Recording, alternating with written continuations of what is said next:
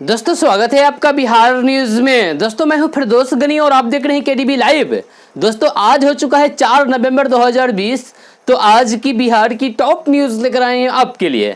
दोस्तों video start करने से पहले आपसे एक रिक्वेस्ट है, अगर आप नए आए इस चैनल पर तो चैनल को सब्सक्राइब करके बेल आइकन को भी प्रेस कर दीजिए और साथ में वीडियो को लाइक कीजिए, अपने दोस्तों के साथ शेयर भी कीजिए। तो चलिए दोस्तों स्टार्ट करते हैं आज का न्यूज।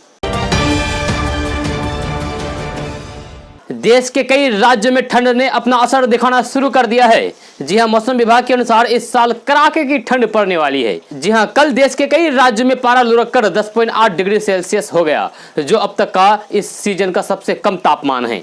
जी हां, मौसम वैज्ञानिकों के मुताबिक इस साल कई राज्यों में कड़ाके की ठंड पड़ सकती है। मौसम विभाग के अधिकारियों के मुताबिक नवंबर के पहले सप्ताह में न्यूनतम तापमान 14 से 16 डिग्री दर्ज करती है। जी हां, और आखिरी सप्ताह में पारा 11 से 12 तक नीचे जाता है। जी हां, ला नीना के प्रभाव के चलते सर्दियों में शीतलहर तेज चलेगी। जी हां, जिससे आगामी दिनों में कड़ाके की ठंड देखने को मिल सकती है। अनुमान के मुताबिक नवंबर और दिसंबर के पहले 15 दिन धीरे धीरे तापमान गिरेगा। वहीं दिसंबर के 15 दिन बाद पहाड़ी राज्यों से मैदानी इलाकों में सर्द हवाएं चलेगी, जिससे कड़ाके की ठंड देखने को मिलेगी।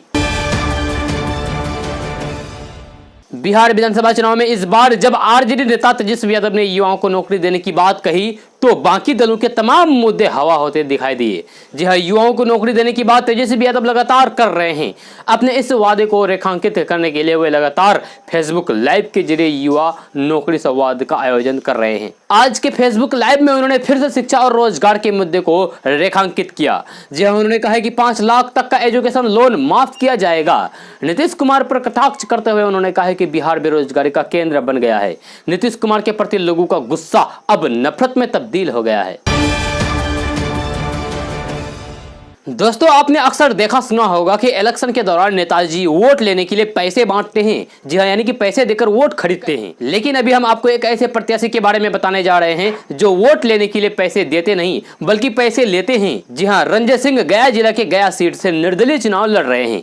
जी हाँ, वोट के साथ वे हर वोटर से 1 रुपया मांग रहे हैं। जी हाँ, दिल्ली और मुंबई में नौकरी करने के दौरान अपने राज्य के लिए कुछ करने की सोच लेकर वे 2015 में पटना लौट आए थे। रंजय सिंह ने 2016 में एक अभियान की शुरुआत की थी, बिहार मांगे रोजगार। जो है इसके लिए उन्होंने पूरे देश में फैले बिहारी युवकों को संदेश भेजा। संदेश में लिखा था कि हमें जातिवाद में उलझाकर ना रखें, रोजगार की बात करें। जब घर यहाँ वोट यहाँ तो फिर दाल रोटी के लिए पलायन क्यों करें।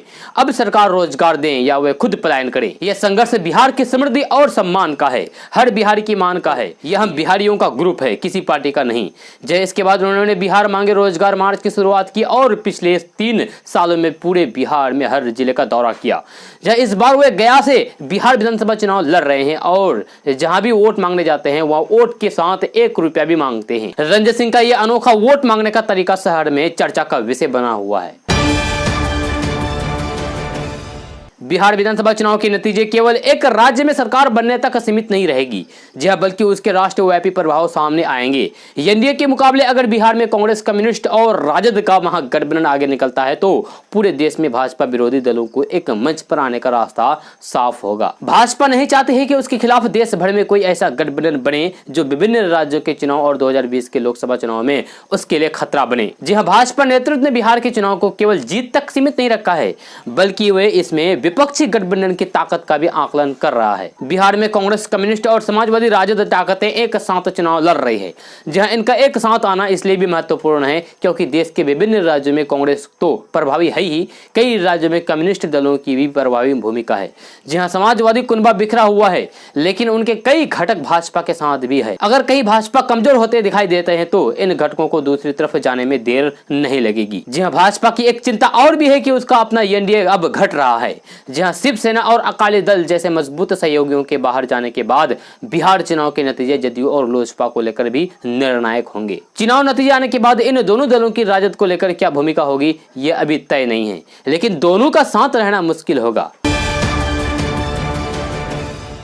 आरजेडी नेता और इस बार के बिहार विधानसभा चुनाव के मुख्यमंत्री बनने की रेस में शामिल तेजस्वी यादव ने 10 लाख नौकरी देने के ऐलान के साथ एक और बड़ी घोषणा कर दी है।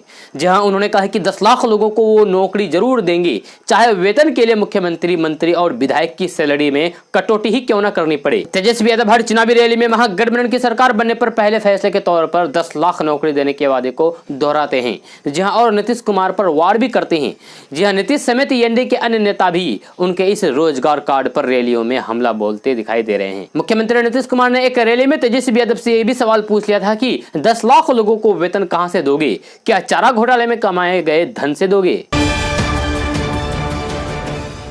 सजाए याफ्ता लालू प्रसाद यादव ने दुमका कोषागार से अवैध निकासी के मामले में दायर जमानत याचिका पर जल्द सुनवाई का आग्रह हाईकोर्ट से किया है। जी हां, इसके लिए हाईकोर्ट में आवेदन देकर कहा गया है कि 6 नवंबर को लालू से संबंधित एक मामले की सुनवाई है। इसी दिन जमानत याचिका पर भी सुनवाई की जाए। लालू के अधिवक्ता देवर्षि मंडल ने बताया कि दुमका कोषागार मामले में दाखिल जमानत पर जल्द सुनवाई के लिए अर्जेंट मेंशन कर दिया गया है। उन्होंने संभावना जताई है कि यह मामला 6 नवंबर को सुनवाई के लिए निर्धारित भी हो सकता है। हाईकोर्ट ने लालू प्रसाद यादव की बीमारी और जेल में मिले लोगों की रिपोर्ट तलब करते हुए सुनवाई के लिए 6 नवंबर की तिथि निर्धारित की है।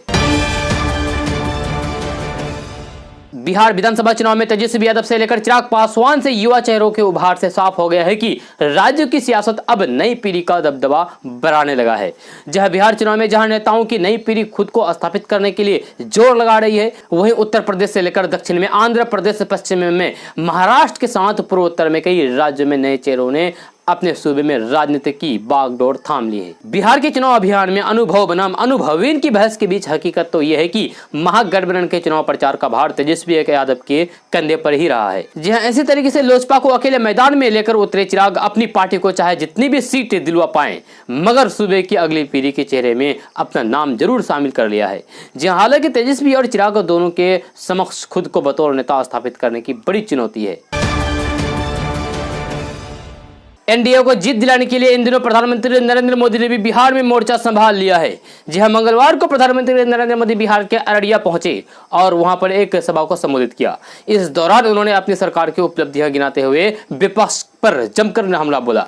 जी हां, प्रधानमंत्री नरेंद्र मोदी ने सबसे पहले अररिया की जनता को नमन किया। इसके बाद उन्होंने कहा है कि इस बार भी बिहार में एनडीए की सरकार बनने जा रही है, क्योंकि बिहार के लोगों ने ठान लिया है कि नए बिहार के निर्माण में हमारा साथ देंगे। उन्होंने कहा है कि बिहार की जनता ने जंगल राज और डबल युवराजों को नकार दिया है। बिहार की जनता जानते हैं कि कौन देश के लिए काम कर रहा है और कौन अपने परिवार के लिए। प्रधानमंत्री नरेंद्र मोदी के मुताबिक आज बिहार में रंगदारी, रंगबाजी, अहंकार हार रहा है। आज बिहार में गुंडागर्दी हार रही है और कानून राज लाने वाले जीत रहे हैं। प्रधानमंत्री नरेंद्र मोदी ने कहा है कि बिहार वो दिन नहीं भूल सकता जब इन लोगों ने चुनाव को मजाक बना दिया था। ये लोग बिहार के लोगों को वोट देने नहीं देते थे, हर जगह बूथ कैप्चरिंग होती थी। उस दौरान लोग घरों में कैद रहते थे और उनके गुंडे जबरदस्ती मतदान करते थे। जहां बिहार में सही मायने में मत का अधिकार एनडीए सरकार ने दिया, आज बिहार में वंचित, पिछड़ा, किसी जाति, किसी धर्म के लोग वोट दे सकते हैं। लोक जनशक्ति पार्टी के राष्ट्रीय अध्यक्ष चिराग पासवान ने बिहार में दूसरे चरण के मतदान के दौरान मंगलवार यानी कि कल 3 नवंबर को राघोपुर विधानसभा के बूथ नंबर 24 पर जाके वोट डाला। जहां वोट डालने के लिए चिराग पासवान ने लाइन में खड़े होकर अपनी बारी का इंतजार किया। वोट डालने से पहले एसजीपी चीफ चिराग पासवान ने जमकर बिहार के सीएम नीतीश कुमार पर भी निशाना साधा। वहीं ट्वीट करके चिराग पासवान ने कहा कि पहले चरण के मतदान के बाद आदरणीय नीतीश कुमार जी की हार की बौखलाहट किसी से छुपी नहीं है। जनता ने उनको नकार दिया है। अब सभी बिहार के मतदाताओं से अपील है कि बिहार को बर्बाद होने ना दें। जनता ने बिहार में बदलाव और नीतीश मुक्त बिहार फर्स्ट, बिहारी फर्स्ट के लिए आशीर्वाद दिया। बंगाल में 5 माह बाद विधानसभा चुनाव होना है। जी हां, राजनीतिक दल अभी से चुनाव जीतने के लिए जोर तोड़ में जुटे हुए हैं। मुख्यमंत्री की कुर्सी पर काबिज तृणमूल प्रमुख ममता बनर्जी तीसरी बार सत्ताहीन होने के लिए आतुर हैं।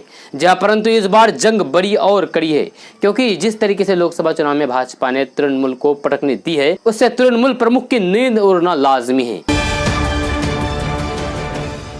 महागठबंधन की तरफ से मुख्यमंत्री पद के उम्मीदवार तेजस्वी यादव ने एक चिट्ठी पीएम को लिख डाली है, जहां इस चिट्ठी में उन्होंने कई वादों को याद दिलाया है। जी हां, दरअसल तेजस्वी यादव ने अपनी इस चिट्ठी में बिहार को विशेष राज्य का दर्जा देने 1.25 लाख करोड़ रुपए के पैकेज की मांग उठाई है। उन्होंने चिट्ठी को अपने ट्विटर पर शेयर करते हुए कैप्शन में लिखा है कि बिहार की जनता प्रधानमंत्री जी से पूछना चाहती है कि विशेष राज्य का दर्जा क्यों नहीं मिला, जबकि बिहार में 40 में से 39 सांसद एनडीए से हैं। जहां इसके अलावा उन्होंने लिखा है कि आदरणीय प्रधानमंत्री जी, समस्त बिहारवासी फिर से आपके बिहार आगमन पर हार्दिक अभिनंदन करते हैं। आपके नाम एक पत्र लिखा है। आशा है कि आप बिहार वासियों से बीते 6 वर्ष पहले किए गए वादों को भूले नहीं होंगे एवं उन्हें पूरा करेंगे। बिहार चुनाव के दूसरे चरण के लिए कल वोटिंग संपन्न हुई है।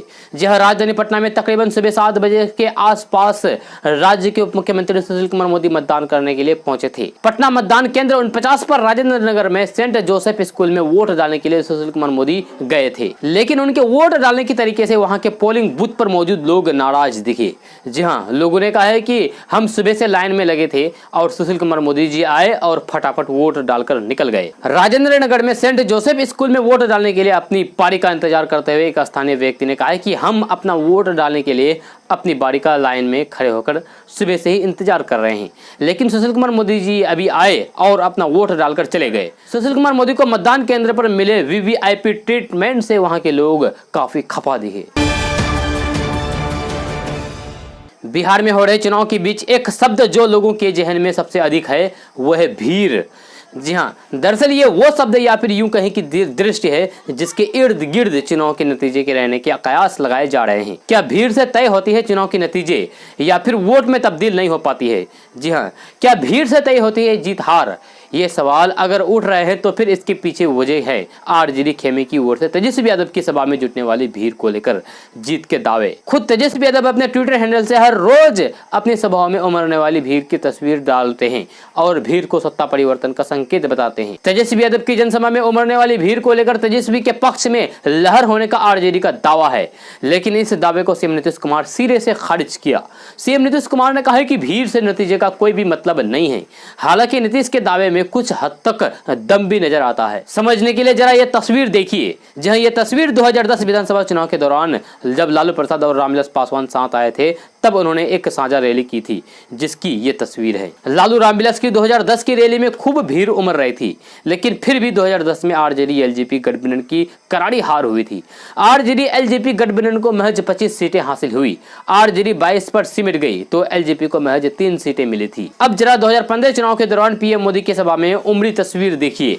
जी हाँ, 2015 के चुनाव में प्रधानमंत्री नरेंद्र मोदी की हर जनसभा में खूब भीड़ उमड़ रही थी, लेकिन एनडीए की करारी हार हुई थी। जी हाँ, बीजेपी को सिर्फ 53 सीटें मिली थी। हालांकि वोट प्रतिशत में बीजेपी ने बाजी मारी थी और 25% वोट मिले थे। इन दोनों चुनाव से साफ है कि भीड़ को चुनाव नतीजे का पैमाना नहीं माना जा सकता है। हालांकि भीड़ को लेकर जीत के दावे सभी करते हैं। जहां तेजस्वी यादव भीड़ के जरिए सत्ता परिवर्तन का दावा करते हैं, वहीं प्रधानमंत्री नरेंद्र मोदी भी अपनी रैलियों में उमड़ रही भीड़ को एनडीए की जीत के तौर पर पेश करते हैं। गृह मंत्री और भाजपा के पूर्व राष्ट्रीय अध्यक्ष अमित शाह बिहार चुनाव में प्रचार करने नहीं आ सकेंगे। जी भाजपा नेता के अनुसार व्यक्तिगत कारणों से गृह मंत्री अमित शाह बिहार चुनाव में शामिल नहीं हो सकेंगे। बिहार भाजपा को इसकी आधिकारिक सूचना मिल गई है। हालांकि बिहार चुनाव की तिथि के घोषित होने से पहले ही गृह मंत्री अमित शाह ने पार्टी की पहली डिजिटल रैली की थी। जी हाँ, पार्टी नेता उस रैली को ही बिहार चुनाव का आगाज मानते हैं। बिहार लोक सेवा आयोग यानी कि बीपीएससी ने 12-13 दिसंबर 2020 को होने वाली असिस्टेंट इंजीनियर परीक्षा को स्थगित कर दिया है। जहां यह परीक्षा असिस्टेंट इंजीनियर 4/2019 भर्ती के तहत होनी है। जहां जारी किए गए बीपीएससी के एक आधिकारिक नोटिस के अनुसार कुछ जरूरी कारणों की वजह से इस परीक्षा को स्थगित किया जा रहा है। बीपीएससी असिस्टेंट इंजीनियर परीक्षा अब इलेक्ट्रॉनिक और सिविल असिस्टेंट इंजीनियर भर्ती परीक्षा के साथ ही होगी। ये परीक्षा ऑफलाइन मोड से होगी। जहां इससे पहले माना जा रहा था कि ये परीक्षा ऑनलाइन मोड से होगी। जहां आयोग के अनुसार ये परीक्षा अब 20 मार्च 2021 शनिवार और 21 मार्च 2021 रविवार को आयोजित किए जाने की संभावना है। बिहार में कल दूसरे चरण का मतदान हुआ। जी हां, पटना में CM Nitish Kumar, deputy CM Sushil Kumar Modi, पूर्व सीएम राबड़ी देवी और तेजस्वी यादव ने मतदान किया। लेकिन सभी वोटिंग के दौरान वीआईपी कल्चर में देखिए कोई भी नेता अपने मतदान के लिए लाइन में नहीं लगे। जहां बूथ पर भी वीआईपी बने रहे। प्रधानमंत्री नरेंद्र मोदी भी मतदान करते हैं तो वे कई जगहों पर लाइन में लगे दिखते हैं और अपने मतदान के लिए इंतजार करते हैं। जहां लेकिन बिहार के नेता उनसे कुछ नहीं सीखते हैं। दूसरे पार्टी की बात तो छोड़ ही दीजिए, खुद बीजेपी के नेता उनसे नहीं सीखते हैं। सीएम नीतीश कुमार भी राजभवन के पास स्थित बूथ पर पहुंचे और मतदान किया। इस दौरान सीएम गाड़ी से उतरे और सीधे बूथ के अंदर जाकर मतदान किया, फिर वहां से निकल गए। नेता प्रतिपक्ष तेजस्वी यादव भी अपनी मां राबड़ी देवी के साथ वोट डालने पहुंची। उनका मतदान केंद्र पटना के वेटरनी ग्राउंड स्थित बूथ पर था, जहां वहां भी वोटरों की लाइन लगी थी, लेकिन सबसे आगे पहुंचे और मतदान किया। तेजस्वी यादव ने लोगों से ज्यादा वोट करने की अपील की। मतदान के दौरान कोई भी नेताओं ने थोड़ा सा भी अपने मतदान के लिए इंतजार और लाइन में लगना उचित नहीं समझा। मतदान के लिए भी वीआईपी कल्चर बिहार में हावी रहा है। जहां सिर्फ पटना ही नहीं रहा है, बल्कि पटना के अलावा दूसरे जगह पर भी यही देखा गया है। कई केंद्रीय मंत्री और बिहार सरकार के मंत्री ने मतदान किया, लेकिन कल्चर वही रहा। तीसरे चरण में भाजपा कोटे की सबसे अधिक महिलाएं चुनावी मैदान में हैं। जहां पार्टी ने इस बार 110 सीटों में से 13 महिलाओं को चुनावी मैदान में उतारा है।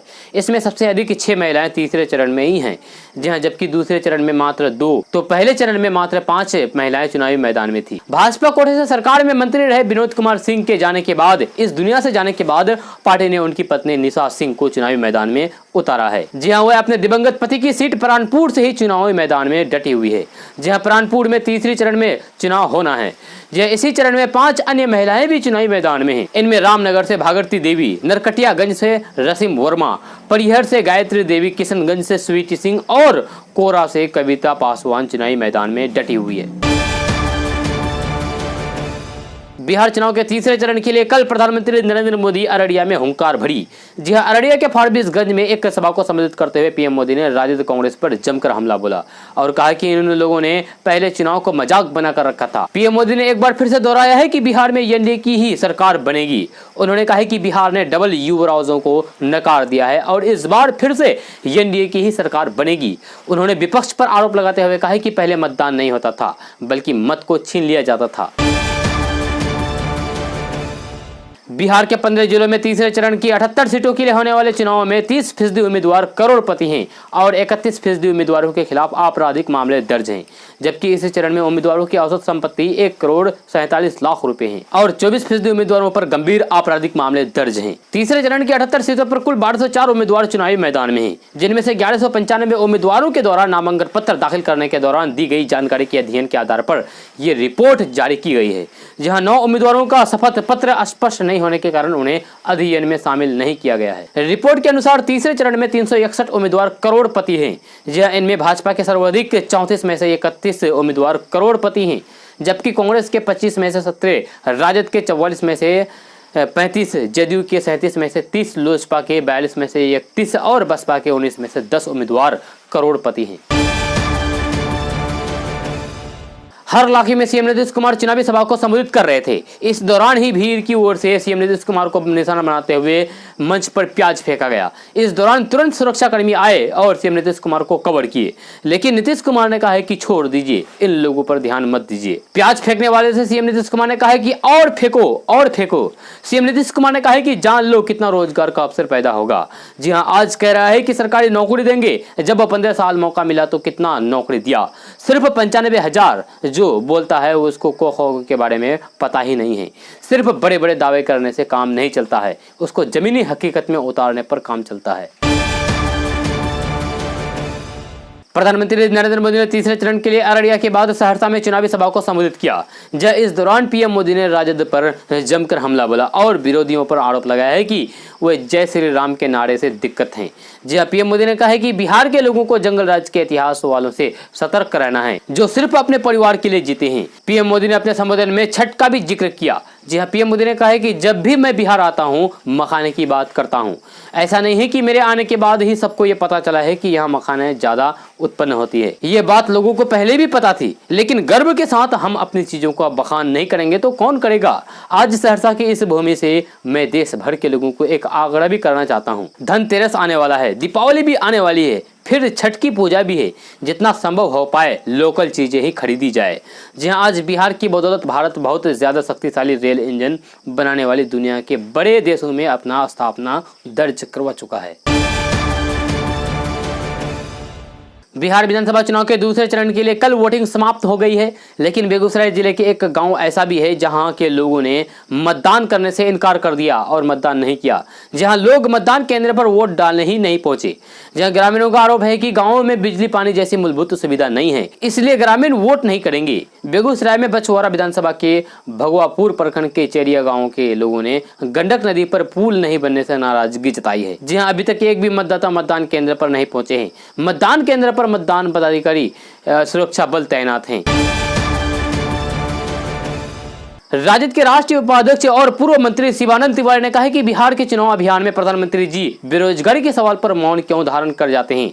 आखिर बिहार में चुनाव का मुद्दा तो बेरोजगारी ही बना हुआ है। उन्होंने कहा है कि तेजस्वी की सभाओं में युवाओं का अपार समूह बेरोजगारी की ही मुद्दे पर अपनी उपस्थिति द्वारा समर्थन का इजहार कर रहे हैं, लेकिन प्रधानमंत्री जी ने अब तक की सभाओं में बेरोजगारी के सवाल को छुआ तक भी नहीं है। शिवानंद तिवारी ने कहा है कि चंपारण की चुनावी सभा में उन्होंने 370 राम मंदिर नागरिकता कानून में संशोधन आदि की चर्चा की, लेकिन बेरोजगारी के सवाल पर वे बिल्कुल भी मौन रहे। राजद नेता ने कहा है कि 2014 के लोकसभा चुनाव में प्रधानमंत्री जी ने 2 करोड़ युवाओं को प्रति वर्ष काम देने का वादा किया था, यानी कि नौकरी देने का वादा किया था।